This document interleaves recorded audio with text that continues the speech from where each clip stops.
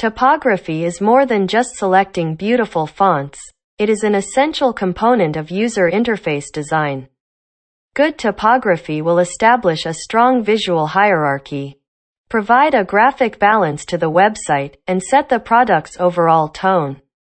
Hello, my name is Max. Welcome to Design Talk. Just like the name, this channel will talk mostly about UI, UX design and UX research. Don't forget to subscribe and turn on the notification to know more about product design, okay? This is the second part of Typography series. If you haven't watched the first part yet, I suggest you watch it first. I put the link in the description. Typography should guide and inform your users, improve readability and accessibility, and provide a positive user experience. Let's take a closer look at why typography is so important. Firstly, brand recognition is enhanced by typography. Not only will good typography improve the personality of your website, but your visitors will also subconsciously begin to associate the typeface featured on your site with your brand. Unique, consistent typography will assist you in establishing a strong user following, building trust with your users, and carrying your brand forward. Secondly, decisions are influenced by typography. Typography has a significant impact on how users digest and perceive the information conveyed by text.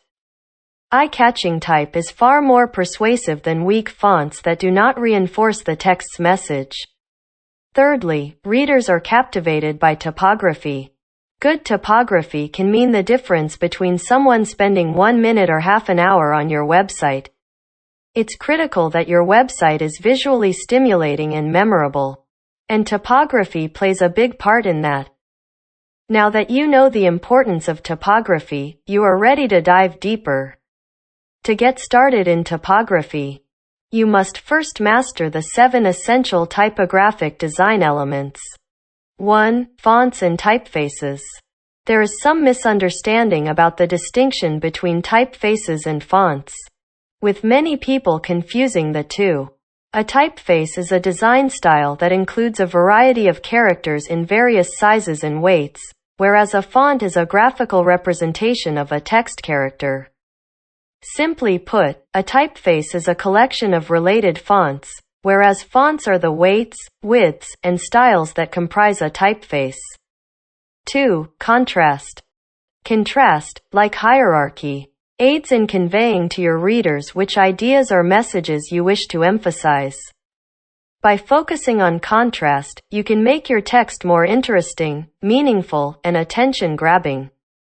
To create impact and break up the page, most designers experiment with different typefaces, colors, styles, and sizes. 3. Consistency. Keeping your typefaces consistent is essential for avoiding a confusing and disorganized interface. When communicating information, it's critical to use the same font style so that your readers understand what they're reading and begin to notice a pattern. While it's fine to experiment with different levels of hierarchy, it's best to stick to a consistent hierarchy of typefaces, one consistent font for headers, another for subheadings. 4. White space. White space, also known as negative space, is the space around text or graphics. Although it is frequently overlooked and goes unnoticed by users, proper use of white space ensures that the interface is uncluttered and the text is readable. White space can even draw attention to text while also providing an aesthetically pleasing experience. White space is frequently represented by margins, padding, or areas with no text or graphics. 5. Alignment. The process of unifying and composing text, graphics, and images to ensure equal space, size, and distances between each element is known as alignment. Many UI designers use margins to ensure that their logo, header, and body of text are all aligned. When aligning your user interface, it's a good idea to keep industry standards in mind. Aligning your text to the right, for example, will appear counterintuitive to readers who read left to right. 6. Color. One of the most exciting aspects of typography is color. This is where designers can get really creative and take the interface to the next level. Text color, on the other hand, should not be taken lightly. Getting your font color right can make the text stand out and convey the tone of the message, but getting it wrong can result in a cluttered interface and text that clashes with the site colors. 7. Hierarchy. One of the most important typographic principles is hierarchy. The goal of typographic hierarchy is to distinguish between prominent pieces of copy that should be noticed and read first, and standard text copy. Designers are urged to be concise and create typefaces that allow users to consume the necessary information in short amounts of time in an age of short attention spans caused by social media. Sizing, color, contrast, and alignment can all be used to create a hierarchy. For example, if you have a line of copy that begins with an exclamation mark icon that is red and larger than the previous copy, this is a visual cue to the readers that it is a call to action. Size is the most common example of typographic hierarchy. Headings should always be larger than subheadings and standard text. How do you select the appropriate typeface for your website? Now that we've covered the fundamentals of typography, let's move on to the process of selecting typefaces for your interface. It's easy to become overwhelmed when there are so many different fonts and typefaces to choose from. Making the right decision is dependent on much more than just what looks nice. Here are a few key points to consider. Firstly, consider about personality. What emotions do you want your visitors to have when they first visit your website?